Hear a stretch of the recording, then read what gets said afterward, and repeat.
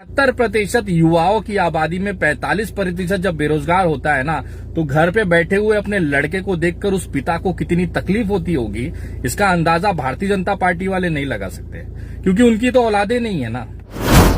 ही इनको फेंक दिया गया, ये भाग गए जिम्मेदारियों से, वो देश चलाने के लिए बैठे, उनकी औकात नहीं है।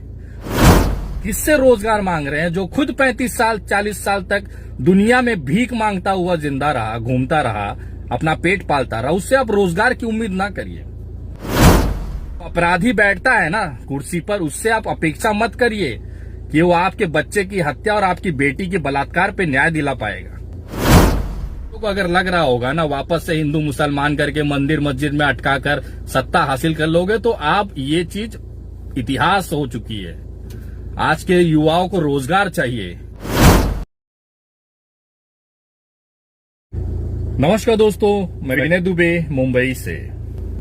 आप चाहे किसी भी राज्य में चाहे कोई भी दंगा उठा के देख लीजिए, जहां पे हिंदू मुसलमान हो, चाहे सवर्ण या दलितों का मारपीट हो, चाहे गुज्जर या राजपूतों का झगड़ा लगाना हो, उसमें आपको बीजेपी जरूर मिलेगी।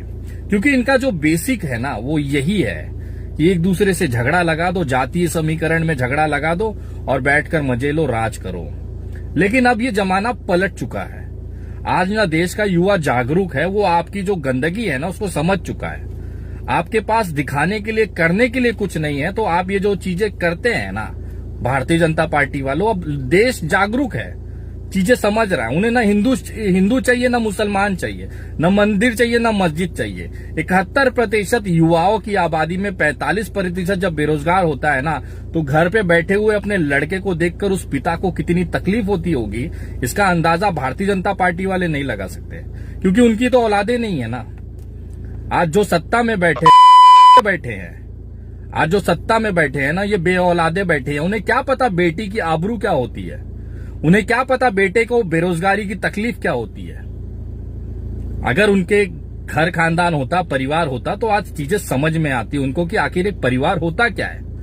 लेकिन बचपन से ही इनको फेंक दिया गया, ये भाग गए जिम्मेदारियों से, वो देश चलाने के लिए बैठे, उनकी औकात नहीं है। जो आदमी एक अपने 3-4 लोगों का परिवार छोड़कर भाग सकता है, नहीं संभाल सकता है, वो देश संभाल लेगा, ये उम्मीद आप मत लगाइए। आप किससे रोजगार मांग रहे हैं? जो खुद 35 साल 40 साल तक दुनिया में भीख मांगता हुआ जिंदा रहा, घूमता रहा, अपना पेट पालता रहा, उससे आप रोजगार की उम्मीद ना करिए। जो इंसान खुद आपराधिक प्रवृत्ति का है, जिसके ऊपर 50-50 70-70 मुकदमे हैं, उससे आप अपेक्षा करोगे कि वो आपको न्याय दिला देगा, तो आप गलतफहमी में हैं। जिस लोगों के हाथ से रंगे हुए हैं, उससे आप अगर उम्मीद करोगे कि वो आपकी बेटी के लिए अच्छा कानून लाएगा, रक्षा करेगा, उसको न्याय दिलाएगा, तो आप बहुत बड़े बेवकूफ हैं। आखिर ये गलती हुई है आप लोगों से, ये मानिए बात को। यही चीज पिछले 5-6 सालों से हम आपको समझाते आए हैं। जब तक आपकी बेटी की आबरू नहीं लूटेगी, तब तक आपकी आंखें नहीं खुलती हैं। जब तक आपका बेटा पंखे से लटक कर आत्महत्या न कर ले बेरोजगारी की वजह से, तब तक आपकी आंखें नहीं खुलेंगी। आपको दिखाई देगा प्रभु श्री राम और बाबरी मस्जिद। लड़िए ना, किसने रोका है? आपका जिंदगी आप अपना सत्यानाश करिए, क्या फर्क पड़ता है। जिस देश में एक तड़ी पार गृह मंत्री हो जाता है और उसके हाथ के नीचे उसके जो डिप्टी हैं गृह राज्य मंत्री, जिनके ऊपर हत्या, स्मगलिंग, बलात्कार के मामले हैं, उस देश में आप इंसाफ की बात न ही करें, न्याय की बात नहीं करो, तो ज्यादा अच्छा है। जब अपराधी बैठता है ना कुर्सी पर, उससे आप अपेक्षा मत करिए कि वो आपके बच्चे की हत्या और आपकी बेटी के बलात्कार पे न्याय दिला पाएगा। और बात क्या होती है, हम दाऊद इब्राहिम को पकड़ के लाएंगे। एक गृह राज्य मंत्री का सपोला पकड़ा नहीं जा रहा था, नेपाल भाग गया डरपोक हट्टू, और हम दाऊद इब्राहिम को लाने की बात करते। कहां से लाते हैं इतने? बचपन से थे कि अभी अभी ताजा ताजा बनाया गया है आपको। और जो लोग भी अभी भी आंखें नहीं खुली है ना, तो इंतजार करो बेटा। तुम्हारी घर की बेटियों को जब उठा के यही भारतीय जनता पार्टी के कार्यकर्ता बलात्कार करेंगे ना, तब तुम्हें आंख खुल के आएगा। क्योंकि चाहे कोई भी घटना ले लीजिए, और भारतीय जनता पार्टी के लोग इतने बेशरम होते हैं, देश ने देखा है। एक बलात्कारी के समर्थन में रैलियां निकाली जाती हैं, हाथरस की बेटी को इंसाफ न मिले उसकी पूरी तैयारी की जाती है, उसके घर के बाहर जाके चिल्लाया जाता है। आखिर क्या हुआ?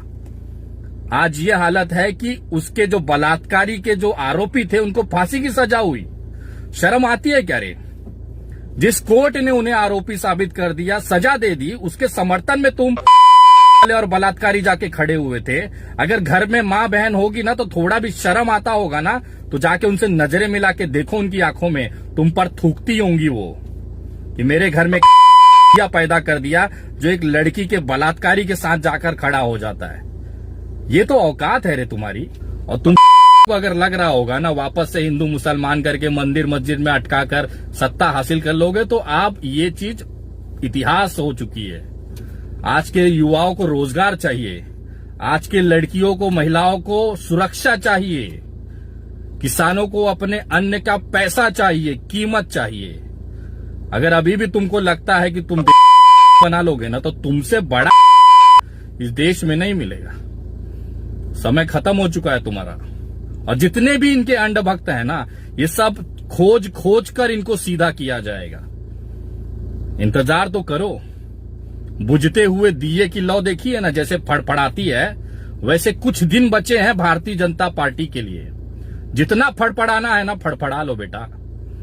जैसे ही सत्ता परिवर्तन होगा ना, खोज खोज कर इलाज किया जाएगा तबीयत से। कैसे मालूम है ना?